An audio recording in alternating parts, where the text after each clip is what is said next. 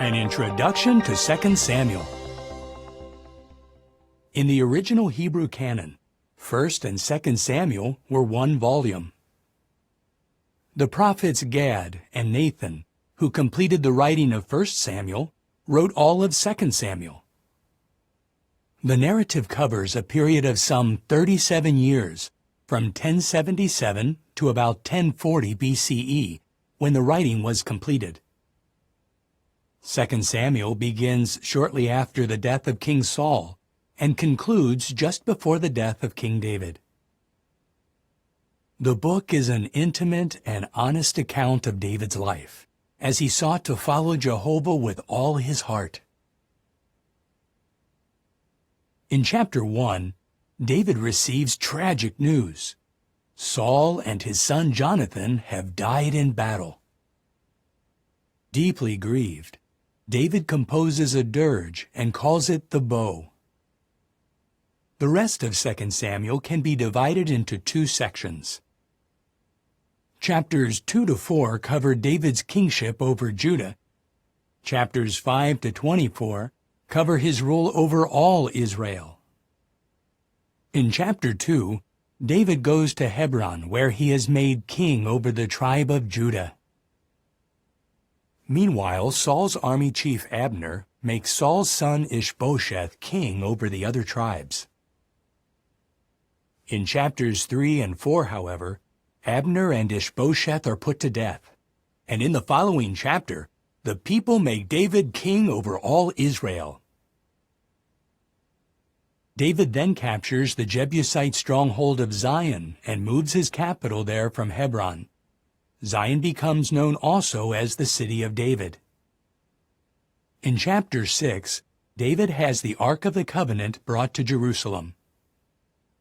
In chapter 7, David tells Nathan that he would like to build a house or temple for Jehovah, but God gives this privilege to a future son of the king. However, out of love for David, Jehovah makes a covenant with him for an everlasting kingdom. Chapters 8 and 10 tell about David's victories over the Amalekites, Moabites, Philistines, and other enemies.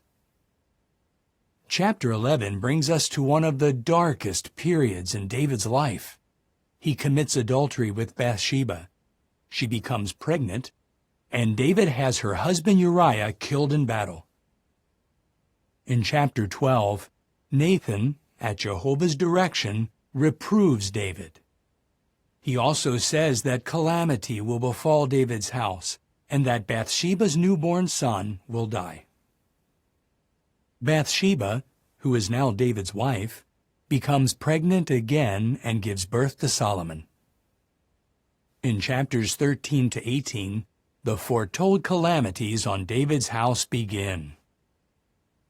David's son Absalom conspires to usurp the throne, and David is forced to flee Jerusalem. In chapter 18, David's men defeat Absalom's, and Joab puts Absalom to death. Did you know? 2 Samuel powerfully illustrates the Bible's honesty.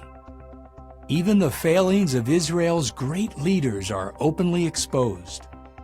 We also see that truly repentant sinners, while reaping what they have sown, can be forgiven. In chapter 23, David humbly acknowledges, "The Spirit of Jehovah spoke through me. His word was on my tongue." In chapter 24, David is incited to register the nation. This bad act angers Jehovah, who brings a scourge on the people. At the prophet Gad's direction, David buys the threshing floor of Araunah the Jebusite, builds an altar there, and offers up sacrifices to God. At Jehovah's command, the scourge against Israel is halted. As you read 2 Samuel, see how honestly God's prophets recorded Israel's history. Observe how sin can have tragic consequences. And note God's promise to give David a lasting kingdom a promise fulfilled in Jesus Christ, the Son of David and King of God's kingdom.